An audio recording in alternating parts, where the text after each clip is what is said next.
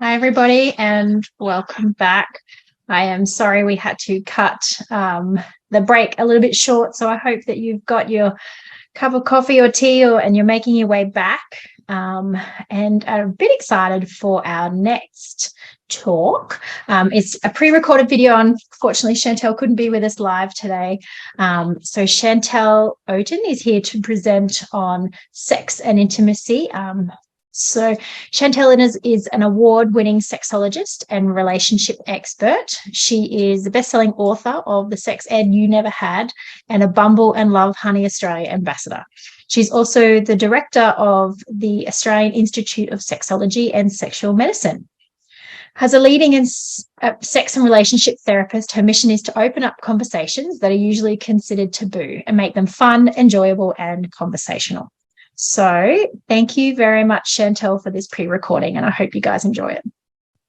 Hi everyone, my name's Chantel Otten. I am a sexologist. So if you're wondering what that means, basically I'm a sex expert and I am here to help you and really anyone of any age, gender, orientation to talk about sexuality. Now, that might be a question about sex, that might be a concern, so maybe like a sexual dysfunction, sexual pain, erectile dysfunction, etc.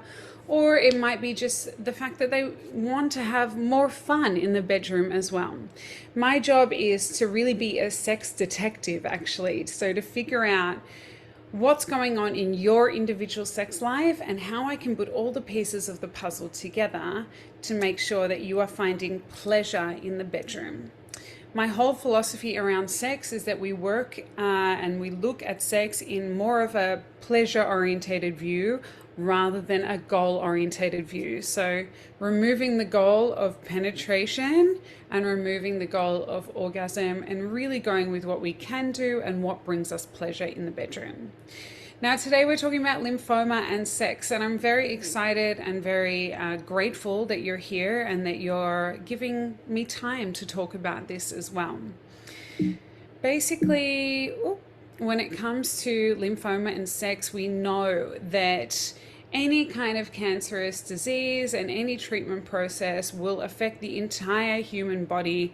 And unfortunately, when it comes to lymphoma and mainly its treatments, there are associated difficulties that can impact on a sexual or intimate life and can lead to a decrease in sexual activity, but also can challenge the quality of our erotic experiences as well.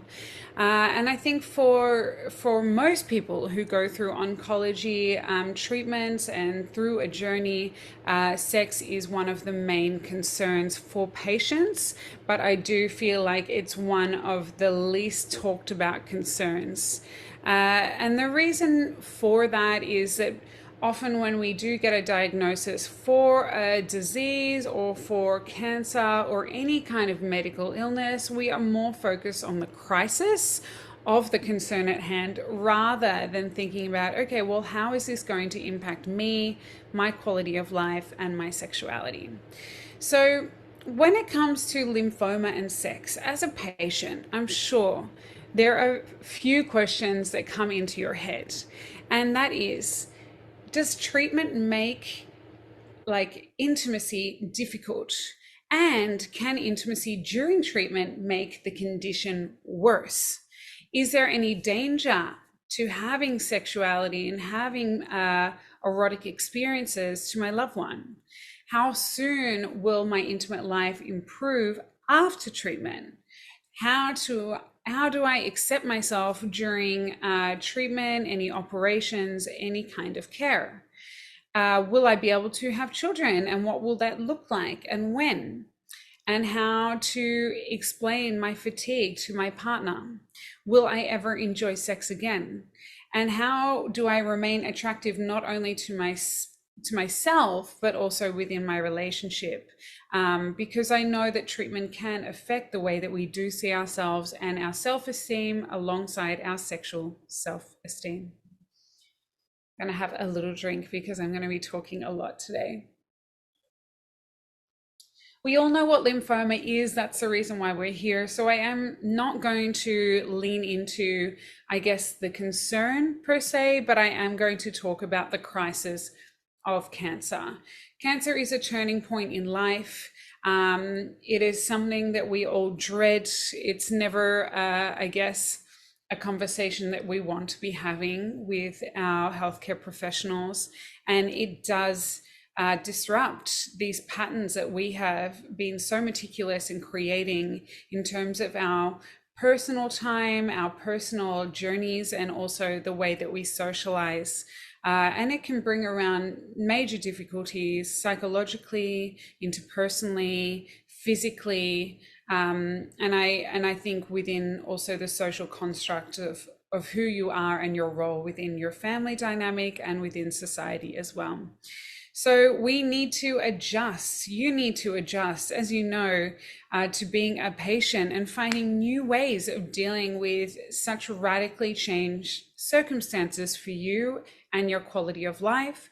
And each step that you take is aimed at restoring balance in your life as well. So making sure that you can continue forward with this disruption, but also having some kind of level of wellness in some way, shape, or form.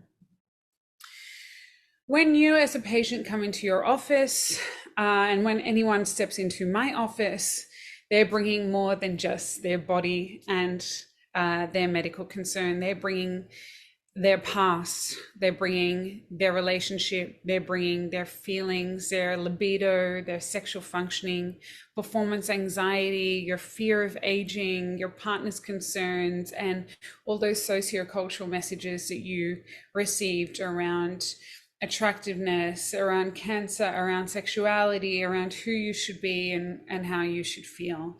And it is a very complex web. It's very difficult to, I guess, get a grasp on all these things, especially within a 15-minute consult with your specialist, and especially when your specialist might not feel that comfortable also talking about intimacy and sensuality as well.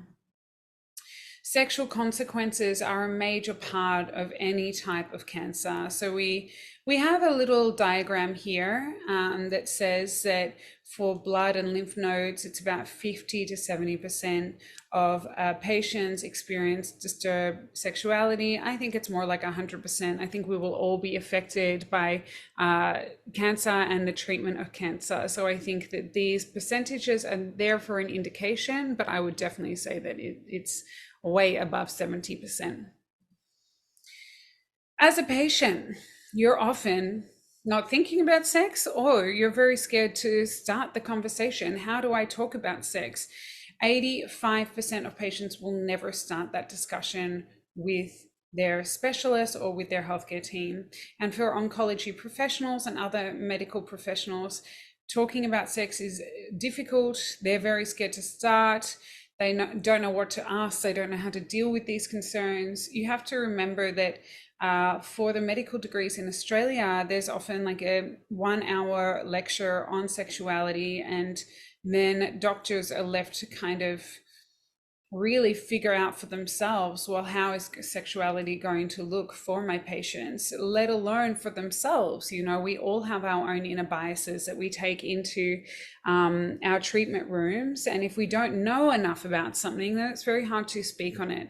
So I often hear professionals saying, I don't want to open up a can of worms because I don't know how to work with it. And that's where people like myself come in. I am a sexologist. My whole career is based on helping people with sexuality. But in saying that, there hasn't been a huge amount of, I guess, sex therapists that have been working within this field for a while as well. So you can see a little statistic there. So in 62% of those with gynecological cancer, this topic has not been addressed. Regardless of what your relationship status is, whether you are partnered or not partnered, regardless of your sexual orientation or whether you're sexually active, it doesn't matter, because your sexuality and your sexual health is crucial. It's a very important part of quality of life, and it's important to know who you are and how you like to express yourself erotically and how you feel about yourself too. When someone comes into my office, often I just see the person in front of me. So I see the tip of the iceberg here. And often people are smiling and they look quite well and they're sitting down and, we're chatting quite openly. And then if I start to chip away at these kind of conversations that we're having, and I ask a little bit more about their sexual lives, their personality, what's happening for them on a personal level, I start to realize that there's a lot more going on beneath the surface. So whenever you have difficulties with sexuality, I really like to approach it from a bio, psychosocial, and interpersonal way, because everything is interrelated and I have to put the pieces of the puzzle together. For example, if I look at the context of your sexual experiences, why are you having sex, in what occasions, and how does it look? Then I also have to look at, okay, well, how do you feel? What's your self-esteem like? Is there any history of trauma? And that can be medical trauma, that can be different types of trauma. Do you have any psychological concerns around anxiety or depression or any personality disorders? What's your relationship status and quality like? What's your partner's sexual function like? Are they doing well with their sexual functioning? How do they feel? What's happening in terms of life stress? What happens in terms of role changes as well, now that you have been going through cancer treatment? Also, from a biological point of view, what medications are you taking and are they impacting on your sexuality? What's your hormonal status like? Neurobiology, physical health and aging, all of these, of course, are impacted by cancer and its treatment. And also, what's your background? How did you learn about sex? Who taught you about it? What were the messages growing up? Was it okay to talk about it? Was there shame involved? Did you ever self-pleasure? Are there any religious influences? And also, is there work demand that we have to work around? So if you're working long hours and you're fatigued afterwards, then it can be very difficult, of course, to engage in eroticism. So lymphoma can affect sexuality in so many different ways. Of course, the physical changes that do occur from the actual the disease itself, but also from the treatment, can make sexual activity very difficult. It can be painful. It can be just unachievable sometimes. Again, that's when I start to look at, okay, well, what can we do rather than what can't we do? Maybe a head scratchy is good enough for intimacy tonight. Maybe not turning away from your partner, but maybe sleeping together and sleeping naked and snuggling is good enough. Maybe just some petting, maybe some massage in areas that you're not feeling affected. Maybe it's using a vibrator. Maybe it's moving away from penetrative sex and moving more towards outer course, so not intercourse. I also think that we have to remember that the disease can take a toll on body image and self-esteem, and it can make sex less enjoyable because of the way that your body is changing, and of course because of the trauma it's enduring because of treatment. In addition to that, lovely lymphoma, is making us very fatigued and very tired. And there are so many other symptoms, especially the chronic pain that can come with it, that make it very hard to feel like you can get in the mood to have any sexual activity. So as I spoke about before, we have to look at what happens when you do go through lymphoma, diagnosis and treatment. And from my perspective, maintaining sexual intimacy is a very essential part of the recovery process. We want to look at rehabilitation, the new me and the new we, if you are in a partnered situation. So it means being physically and emotionally close. It doesn't mean that it has to result in intercourse. Remember, if we think that intercourse, so penis and vagina sex, is the goal of sexuality, then we are ruling out a huge part of the LGBTQIA plus community and those with different abilities alongside different sexual concerns, such as painful penetration or erectile dysfunction. So let's reframe, what does sex mean to me? It means aiming for pleasure. It means whatever I can do rather than what I can't do.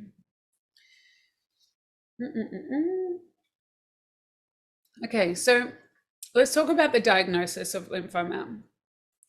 What about the psychological factors that kick into gear? We, of course, have high levels of anxiety. We have stress, we have worry and fear. Stress and sex do not mix. Let's take it off the table, because it's very hard to feel erotic when you are riddled with anxiety and not knowing, I guess, what the outcome of your diagnosis will be.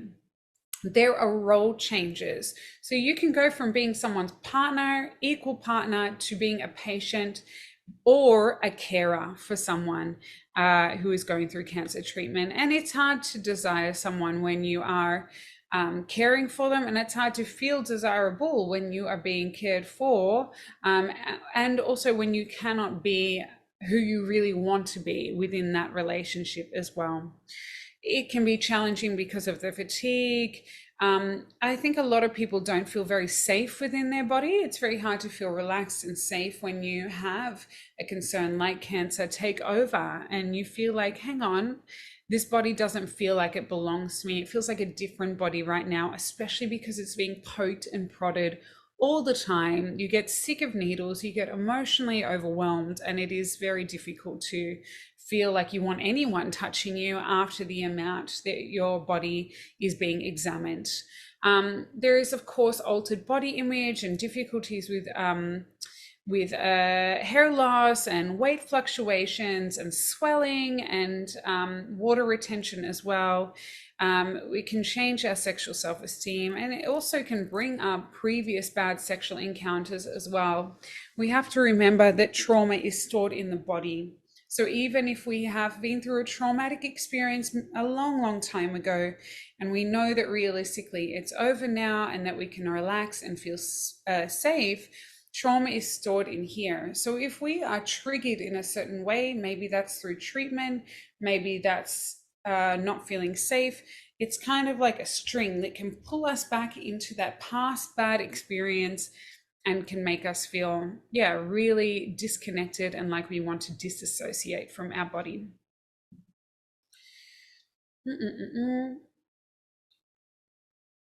There are, of course, physical factors that can also occur because of the diagnosis and because of treatment.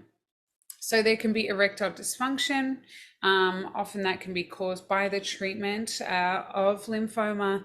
Dyspareunia, which means painful sex. And often that's for vulva owners because estrogen levels do drop. Your hormones are challenged because of treatment. If we have a drop in hormones, then we can have difficulties with lubrication as well. And because you're going through a stressful time, when we are stressed, it's our pelvic floors and our shoulders that do tend to tense up. And that's when we can start finding it difficult to have penetrative experiences, because the pelvic floor is closing around the vagina and making it difficult to have any type of penetration, which is why we might need to have some pelvic floor physio at points as well. Vaginal dryness is, of course, a factor and can make things very difficult. So we need to use some silicone lubrication there. Unless you're using a toy or a condom, then you need to use water-based lube.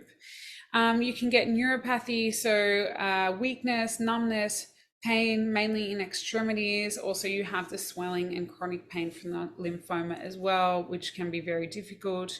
Because of the treatment and your immune system being challenged during this time, there can be a re-emergence of previous STIs such as herpes or genital warts. So that's something that we always need to take into account and make sure we're keeping our specialists updated on.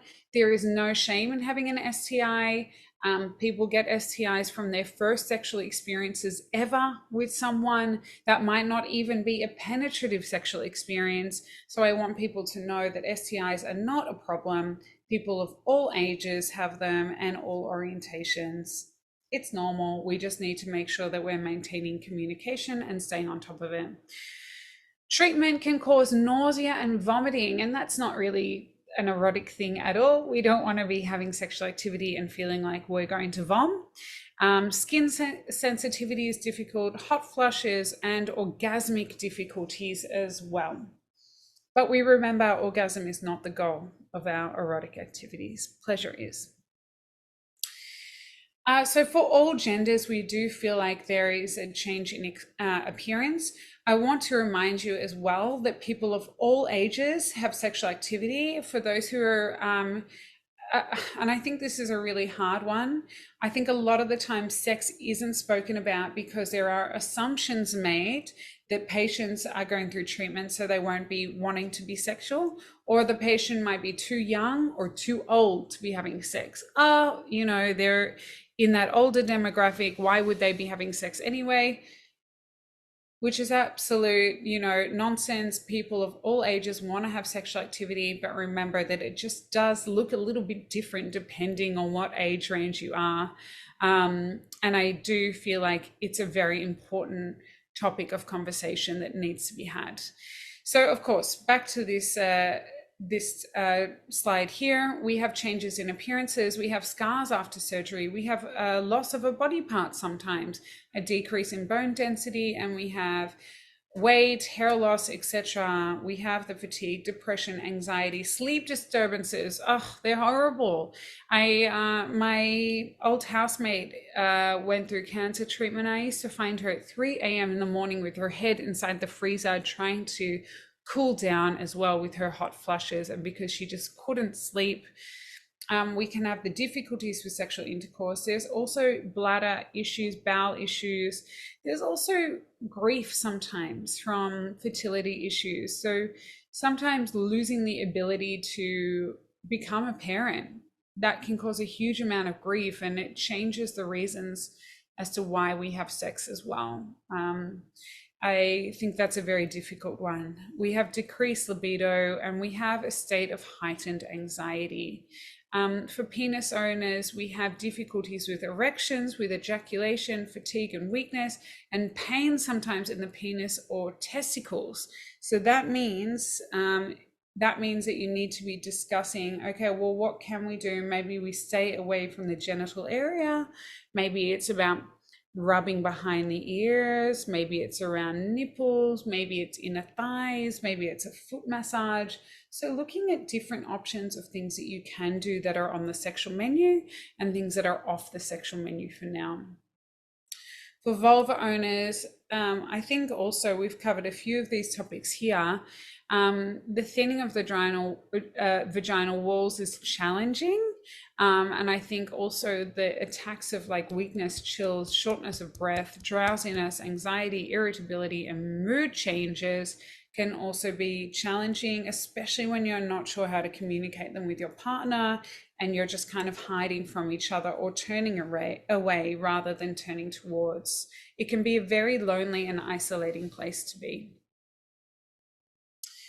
Reproductive functioning. So we know that lymphoma can have difficulties and affect sperm production. And for those who with penises, those tubes where sperm can be produced can become blocked or damaged, and that can lead to a decrease in sperm count and quality, and the possibility of fertilizing an egg can be reduced, which can be very distressing. And then for those who have vulvas, we can also see that the pelvic floor can be exposed to radiation, and that means that the areas such as the uterus, the ovaries, and fallopian tubes can also be affected, which is hard because that's where our eggs are produced, and that's where we can also run into fertility problems as well. So what I want to do is start to reframe what sex means and start to put the conversation on the table. And I think it's important to start sharing. If you're not sure how to communicate this, take some time to start journaling about your sexual needs. That might help you really understand what you are looking for, and I guess work with your grief as well, or with I guess the psychological side of sexual concerns. But also you can start writing letters. So if you don't know how to communicate about sex with your doctor, you can write your doctor a letter and you can get it sent to their email, or you can bring it in and hand it to them. They can read it and then you can open up the conversation. I always think it's wise to book an appointment saying, I'm coming in to talk about sex. I have got some talking points for you, or I've written it down. Would you like me to send it to you prior to the consultation? Hopefully they either help you or they refer you on to someone like myself who can help. If you're not sure how to talk about sex with your partner, same thing, write them a letter. Talk in a way that's complimentary, of course, be kind, and talk about what some of the solutions you think are, or what you would like to be doing as well. Again, it's about the new me and the new we. So what can we do rather than what can't we do? I always like to say we focus on rehabilitation, not treatment. Why do I say this? Because if we say we're treating it, a lot of the time people go, I want to go back to what I used to have. Sometimes recovery is not possible, but we have to look at what I guess the new normal will be. So what's a new pathway that you can take? What is the new options for you that are on the table? Move away from this possibility of complete recovery, because some people may never have that, and some people also might want a bit of variation. There might be debilitating conditions that continue on throughout life, and you need to work with them, not against them. So what you can do to adapt to the new normal is discuss things that are comfortable. So maybe using sex toys is a really good option for you.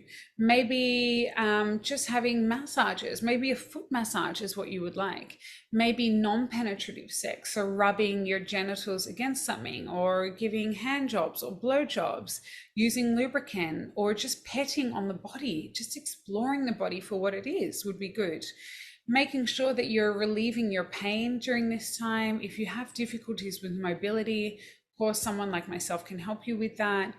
I think it's good to plan your erotic experiences, because you probably will be working with more responsive sexual desire rather than spontaneous sexual desire. So spontaneous is when it's like comes out of the blue, like, oh, I'm feeling horny now, let's go. Often it doesn't happen, especially for those who've been together for a while, or who are going through treatment. Responsive sexual desire is when you go, oh, I don't know if I'm feeling like it, but let's start kissing for a while. By the way, if you kiss for 6 seconds or longer, that's going to start to raise a lot of those endorphins in you that start to make you feel excited about intimacy. So 6-second kisses are great. But also, like, if your partner's touching you, if you're touching your partner and you go, I don't know if I feel like this, just try and see, what can I lean into and what direction can I give my partner? Make sure that you create a fun, safe space. So clean sheets, you can have showers together, have an erotic playlist, have some massage oil there, some lubricant, and your toys all charged. Learn to talk openly about sex and your feelings and sensations with your partner, and make sure that you have the right toys and lubricants, and experiment as much as you like. I always like to ask patients, what was sex like before? Are you in a positive sexual relationship now? Are you single? Do you come from a background that feels comfortable exploring pleasure? How do you feel about talking about sexuality? Where do you go to talk about sexuality? And what are some common concerns that you've heard about from other cancer survivors? Have you got a support group that you talk to about this? Can your nurse talk to you about this? Can you share with other patients who are, going through treatment as well? It's always good to find some allies.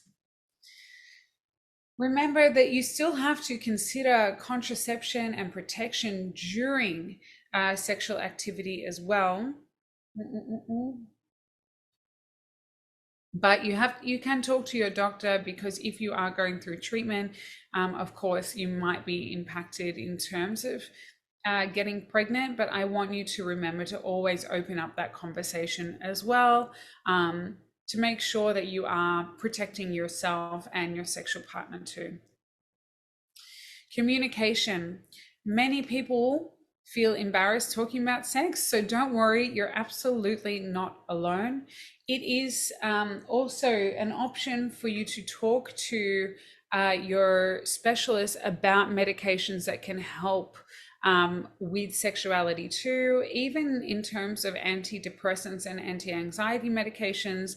A lot of them can cause a decrease in sexual desire, but there are some that don't cause a decrease in sexual desire, so that can be an option as well. Communication with your spouse or with someone that you're dating is super important. And remember that it's important for you to have intimacy outside of sexuality as well. As I spoke about before, writing a letter, you can always write down your questions, let your doctor know ahead of time that you want to discuss them, consider bringing your partner with you to a specialist appointment, making sure that you're comfortable and in talking in the language that you want to talk in. If you need an interpreter, that's also a possibility. And I think if your health professional cannot help you, remember to ask for a referral to a sexologist as well. You can also ask them specific questions around your cancer treatment. Can I have sex while I'm going through treatment? How will treatment affect my ability to have pain-free, pleasurable sexuality? If I do need to talk to someone, who can you refer me to? By the way, I have a whole team of sexologists that work for me and pelvic floor physios that we talk about sex every day. We do telehealth consultations, so we do talk online like this through telehealth on your screens. So you are more than welcome to come and seek some help from my clinic as well. It's also good to ask your doctor about contraception and STIs, and ask them, is this normal for me to have this complaint during treatment? Here are a lot of different specialists who can help you: sex therapists, gynaes, urologists, psychologists, physiotherapists, fertility specialists, oncology, social workers, nurses, and of course, talking to people in sex stores can also help, because so many people go into sex stores not knowing what to get, and they don't know how to talk to the person behind the counter. I guarantee you, if you open up that conversation, they will be willing to help you with having your needs met as well.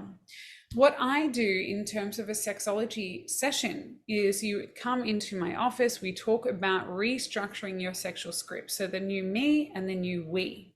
We talk about your medications. We talk about sexual tools, toys, vibrators, home play, lubricants.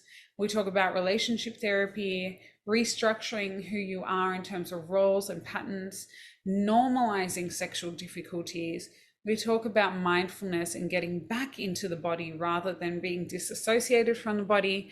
We talk about cognitive behavioral therapy, sex and pain management, energy management, and I give you a lot of sex education, because the more you know, the better you will feel, the more normalized you will be during this process. To summarize, lymphoma and its treatment can cause sexual difficulties in all genders. Side effects are really common, and there are some differences between genders. Lymphoma has a big effect on someone's sexuality in many different ways. It's the physical changes, it's the body and self-esteem changes, and it's the fatigue and other problems that make it hard to get into the mood to have sexual relationships. A lot of the time, people are too embarrassed to discuss their sexual problems with others, but sexologists like myself can help you overcome these issues. Thank you, everyone. This is my website down the bottom as well. You're always welcome to have a look on there, and feel free to email my clinic if you do have questions and you want to book an appointment. Thank you so much, Chantal. I think you touched on so many topics that would affect almost all of our patients, if not all of them.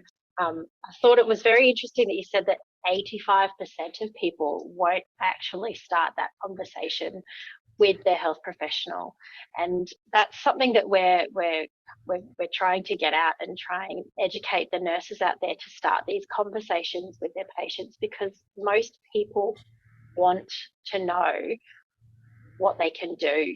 They're just too afraid to ask. So it's something we really want open communication from the beginning from their health professionals. So thank you for touching on that. I suppose you did touch on your services, so that's fantastic. And if patients do want to reach out to try and get some sessions with a sexologist, can they just email you directly, or do they need a referral to be able to do that?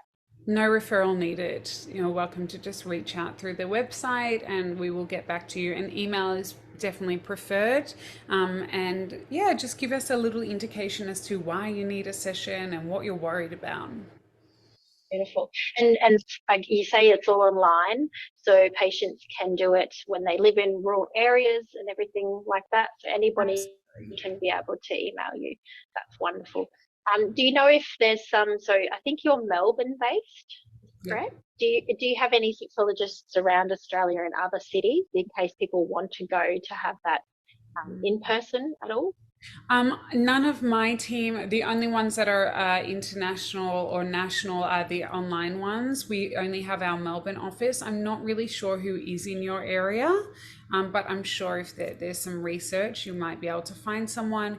Remember that not like psychologists, you have to shop around to find the right person for you. Not everyone is trained in this area, so make sure that you have a conversation with them, and also check out their credentials to see if they can actually talk about this topic as well. I love you say to go into your doctor with your questions, and I would actually love to see how many of our doctors or how many haematologists around Australia would be able to answer a lot of the really intimate sexual questions, because they're probably not asked them on a regular basis. So No, I highly recommend. I'd love to see more patients go in and ask those questions. I think they're usually asked to the nurses who are doing the treatment at the time, if they're even asked at all. So I'd love more of that open communication. You also touched on some lubricant. We've been really lucky. We've had Pure lubricants come on board and provide us some samples for patients. So we're hoping to send them out soon for patients undergoing treatment. So we really want that opened up and that communication for everyone. So your talk was just amazing, and I really do thank you for your time today. Thank you so much for having me, and good luck for the rest of the day, and hopefully I get to speak to you all maybe one day in person as well. You will. I'll thank Chantal again, even though she's not here. It's really awkward watching yourself back on video, and I'm sorry that we can't answer any questions. I think Andrea's asked us to put her email address, so I'll get Erica to pop that in the chat function, the email address for her. But please reach out to a sexologist if you need some help in that area. And it's not something that's talked about enough. And I think even in our support group yesterday, I put a challenge to the ladies there to go to their haematologist with a list of sex questions and see if they can answer any of them or how awkward they might feel. I know that our haematologists are great when it comes to hematological disorders, but maybe not so much on the sex. But start that conversation, get them aware that everybody wants to know about it, because it's definitely something that we get asked, and hopefully we can start that conversation a lot more. This is the company. I'm not an Instagrammer. This is the company Pure, that is one of the, I think a lot of the sexologists that I've spoken to have recommended. You can just buy it in some pharmacies or online. So please get that if you need to. And I thank Chantel again